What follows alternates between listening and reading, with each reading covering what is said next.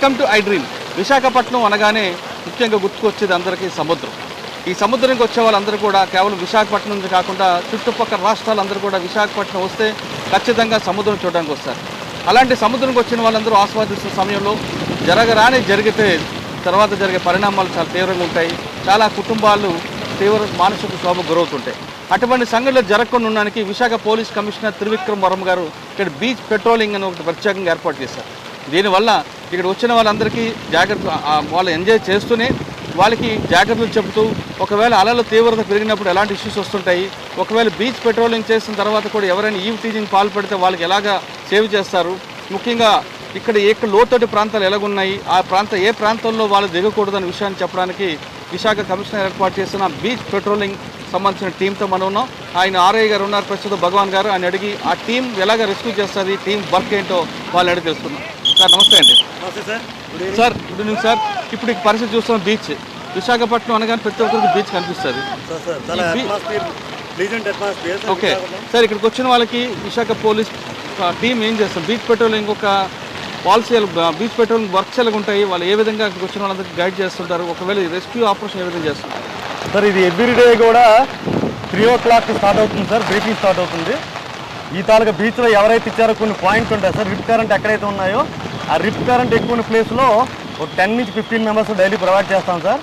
దీనికి కూడా 3 o'clock briefing ఇచ్చి ఆ ప్రాంతంలో ఏ ప్రికాషన్ తీసుకోవాలి, అదేవిధంగా మరియు ఆ తాలూకా లైఫ్ గార్డ్స్ ఎవరైతే ఉన్నారో వాళ్ళకు కూడా కోఆర్డినేషన్ చేసి ఎవరైతే పబ్లిక్ బీచ్ తాలూకా టైడల్స్లో ఇరుక్కుపోతారో వాళ్ళు సేవ్ చేయడానికి ఇన్స్ట్రక్షన్స్ పంపుతాం సార్. ఇది 3 నుంచి రాత్రి 10 o'clock వరకు కంటిన్యూ ఉంటుంది సార్ ప్రాసెస్. అదేవిధంగా ఎవ్రీ ఇన్ఫర్మేషన్ కూడా బీచ్లో ఏదైనా జరిగితే కమాండ్ కంట్రోల్ ద్వారా, మ్యాన్ ప్యాక్ ద్వారా వాళ్ళకి చెప్తుంటారు సార్. ఈ ఇన్ఫర్మేషన్ అంటే కూడా అప్ టు డేట్ కమాండ్ కంట్రోల్లో సిపి గారికి వెళ్తుంటుంది సార్. ఎవరైనా అన్అథరైజ్డ్ ఈవెంట్స్ ఉంటే జరిగిన వల్ల అక్కడున్న దగ్గరున్న లైఫ్ గార్డ్ ఇమీడియట్గా రెస్పాండ్ అయ్యి సేవ్ చేసిన ఇన్సిడెంట్ ఉన్నాయి సార్. టీం ఎంతమంది ఉంటారండి?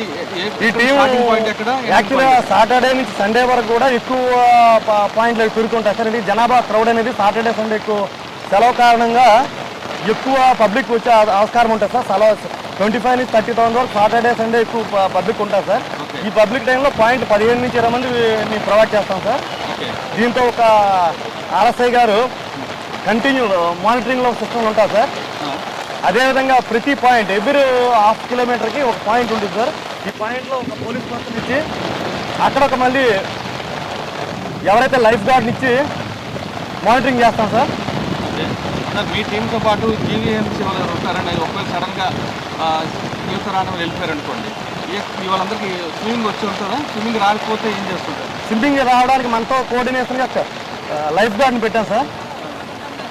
ఓకే, లైఫ్ గార్డ్ వాళ్ళు వెంటనే మనం ఇన్ఫార్మ్ చేసిన లైఫ్ గార్డ్ అయితే వాళ్ళు సేవ్ చేసిన సందర్భాలు ఉన్నాయి సార్. ఓకే, అంటే ఎక్కువ ఇప్పుడు బీచ్ చూస్తుంటే మనం పాత పోస్టర్ దగ్గర నుండి భీముల వరకు కనిపిస్తుంటాయి. భీముల వరకు ఉన్నాయి సార్. ఉంటాయి. అయితే ఎక్కువ ప్రమాదం జరిగే పాయింట్ ఏంటంటే ప్రమాదం దగ్గర 20 నుంచి 22 ఉన్నాయి సార్. అది కూడా ఈ రిప్ కరెంట్లో డైలీ ఇన్ఫర్మేషన్ స్టేటస్ చూస్తే చెక్ చేస్తే తెలుస్తుంది సార్. కొన్ని సందర్భాల్లో ఈ రిప్ కరెంట్ అనేది హై లెవెల్లో ఉండదు సార్, కొన్ని సందర్భాలు నార్మల్గా ఉంటుంది. అది ఆ యాప్ ఓపెన్ చేసి మా వాళ్ళకి అంతా బ్రీఫ్ చేస్తాం సార్. హై కరెంట్ ఉన్న ప్లేస్లో ఒక్కోసారి 6-7 పాయింట్లు వస్తాయి సార్, ఒక్కోసారి 3 పాయింట్లే ఉంటాయి. ఎక్కడైతే హై పవర్ ఉందో దాని కరెంటు ఆ స్టేటస్ బట్టి వాటిని అక్కడ తాలూకు సిమ్మర్ని పెడతాం సార్. ఓకే, పెట్టిన తర్వాత వాళ్ళందరూ అలర్ట్ చేస్తారు.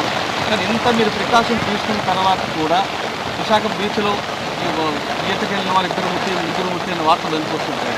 అది కొన్ని సందర్భాల్లో వాళ్ళు మేము తీసుకునే ప్రికాషన్ వల్ల కాకుండా అనదర్గా సూసైడ్ వల్ల జరిగినాయి సార్. సెల్ఫ్ వాళ్ళుగా స్విమ్మింగ్ అని పోయి లోనికి పోయి చనిపోయిన సందర్భాలు తప్ప యాక్చువల్గా మా దగ్గర మేము ఎక్కడైతే ప్రికాషన్ తీసుకున్నామో దాన్ని ఎవరు చనిపోయే ఆస్కారం తక్కువ సార్. సరే, బీచ్కి వచ్చే టూరిస్ట్కి మీరేం చెప్పబోతుంటారు? యాక్చువల్గా ప్రికాషన్ చెప్తుంటే ఎక్కువ కరెంట్ ఉంది, ఎక్కువ లోనికి వెళ్ళకండి, ఇక్కడ టైడల్ అనేది రిచ్ కరెంట్ ఈరోజు ఎక్కువ ఉంది, సెల్ఫీలకు తీసి అనవసరం జారిపోయి ప్రాణాలు తీసుకోవద్దని ఈ తాలూకా ఈ బీచ్ పెట్టాలని 2 ట్రాక్టర్ తాలూకా మొబైల్ పెట్టాను సార్. దీనిలో every taluka 10 to 15 minutes warn చేస్తాం సార్.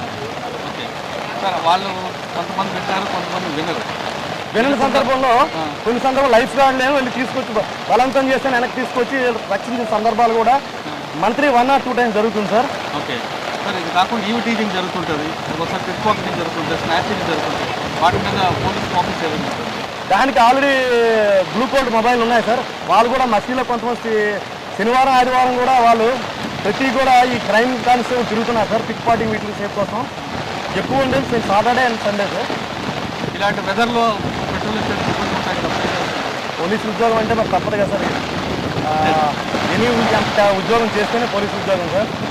వాళ్ళకి నక్సల్స్తో చేసేటప్పుడు బ్యాడ్ వెదరే మనకి వాళ్ళకి ప్లస్ పాయింట్ అవుతుంది. ఆ బ్యాడ్ వెదర్ని మనం తీసుకుంటే మనకు ప్లస్ అవుతుంది. ఓకే, పోలీసు ఉద్యోగం అంటేనే 24 గంటలు పనిచేయాల్సి వస్తుంది. అదే కాకుండా వాతావరణం ఎలాంటి వాతావరణాన్ని సరే పనిచేస్తూ ఉంటారు. విశాఖపట్నం రండి, ఈ పర్యాటక ప్రాంతాన్ని వచ్చి ఆస్వాదించండి, ముఖ్యంగా విశాఖ బీచ్లో ఎంజాయ్ చేయండి. కానీ ఇక్కడ పోలీసులు చెప్పే నిబంధనల ప్రకారం పాటించండి, లేదంటే మీ ప్రాణాల ప్రమాదం తెచ్చుకున్న తర్వాత మీరు చాలా మానసిక క్షోభకు గురవుతారు.